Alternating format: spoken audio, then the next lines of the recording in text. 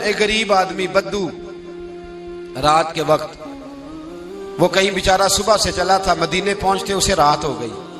اس نے ڈرتے ہوئے نا خیمہ ہی باہر لگا لیا. جہاں رات ہوئی نا آدھی رات ہو گئی، 1-2 بجے سمجھ لے پہنچا مدینے، تو اس نے باہر نے خیمہ لگا لیا. بیوی اس کی امید سے تھی، بچے کی ولادت کا وقت قریب آ گیا، بیمار ہو گئی. اس نے خیمہ لگایا، بیوی اندر ہے. حضرت عمر فاروق گشت پہ تھے رات کو، ساتھ ایک غلام تھا. حضرت عمر فاروق رضی اللہ تعالیٰ عنہ کہنے لگے وہ آگ جل رہی ہے تھوڑی سی، پتہ کرو کون ہے. تو آپ کا غلام پتہ کرنے گیا تو بدو نے ڈانٹ دیا، کہنے لگے جاؤ تمہیں کیوں بتاؤں. حضرت عمر خود گئے، کہنے لگے مسافر بھائی بتا تو صحیح. کہنے لگا جی چھوڑے، میں آپ کو کیوں بتاؤں، میں کون ہوں، کیسے آیا ہوں. فرمایا خیمے کے اندر سے کرہنے کی آواز آتی، کوئی درد سے چیخ رہا ہے، بتا ہمیں بات کیا ہے. کہنے لگا جی میں فلاں بستی فلاں علاقے کا ایک غریب ہوں، امیر المومنین عمر فاروق سے ملنے آیا ہوں، اور رات ہو گئی ہے تو یہاں خیمہ لگایا ہے، صبح میں ان سے مل کے چلا جاؤں گا. تو رات کو تکلیف دینا پسند نہیں کیا، تو میری بیوی امید سے تھی، اب بچے کی ولادت کا وقت قریب ہے، پاس کوئی نہیں. حضرت عمر کہنے لگے تو ٹھہر میں ابھی آیا. چہرے پہ نقاب ہے، اسے بتایا نہیں میں ہی امیر المومنین. عمر دوڑے گئے، اپنی زوجہ سے کہنے لگے اگر تجھے بہت بڑا اجر مل رہا ہو تو حاصل کرے گی. کہا کروں گی. تو کہنے لگے چل پھر میرے ساتھ، بہت بڑا اجر ہے. ایک دوست کے ہاں ولادت کا وقت ہے، ضرورت کی چیزیں ساتھ لے لو. اس عورت نے تھوڑے دانے لے لیے، گھی لے لیا. حضرت عمر سے کہنے لگی لکڑیاں اکٹھی کر لیں. امیر المومنین کونسلر کی بات نہیں بتا رہا آپ کو، میں آپ کو ایم پی اے کی بات نہیں بتا رہا، ایم این اے کی بات نہیں بتا رہا، جو 10 گاؤں کو ملا کے چیئرمین بنا اس کی بات نہیں بتا رہا. اس کی بات بتا رہا ہوں جو 22 لاکھ مربع میل کا حکمران ہے. اس کی بات بتا رہا ہوں جو گلی سے گزرے تو شیطان رستہ ہی بدل جاتا ہے. اس کی بات بتا رہا ہوں جس کے بارے میں میرے مصطفیٰ کریم صلی اللہ تعالی علیہ وآلہ وسلم نے فرمایا میرا عمر تو وہ ہے کہ 950 سال حضرت جبریل بھی اس کی شان بیان کرے تو عظمت ختم نہیں ہوتی. اتنا بڑا شخص. حضرت عمر نے لکڑیاں اکٹھی کی، اینٹوں کا روڑے لے کے چولہا بنایا، پہنچ گئے. آپ کی زوجہ کہنے لگی یہ تھوڑے دانے ڈالنے، گھی ڈالنے اور ایک لکڑی لے کے اس کو ہلائیں، تیار کریں.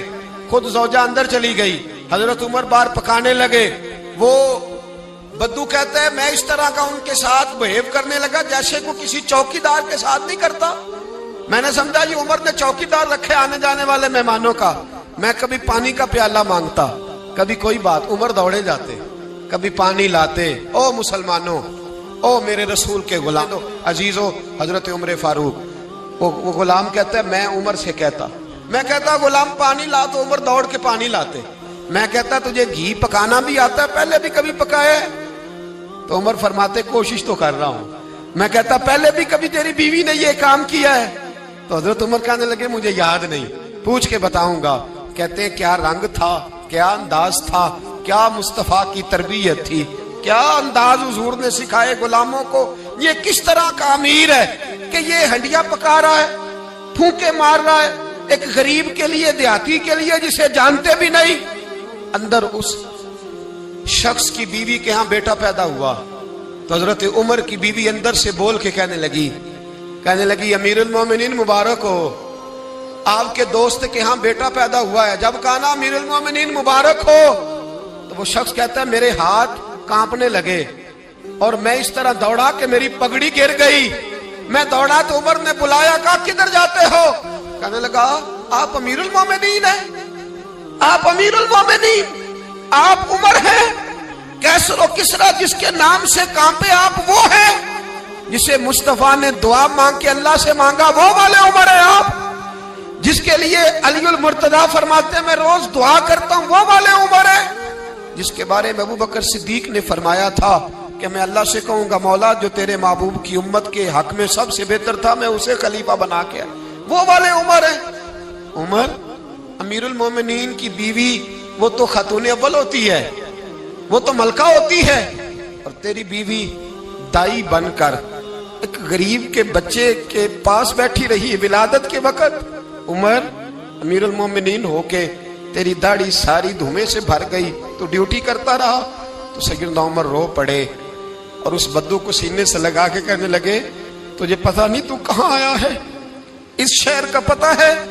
اس نے کہا حضور کہاں ہے؟ فرمایا یہ میرے نبی کا مدینہ ہے، یہ مصطفیٰ کا مدینہ ہے، یہاں امیروں کا استقبال نہیں ہوتا، یہاں غریبوں کے استقبال ہوتے۔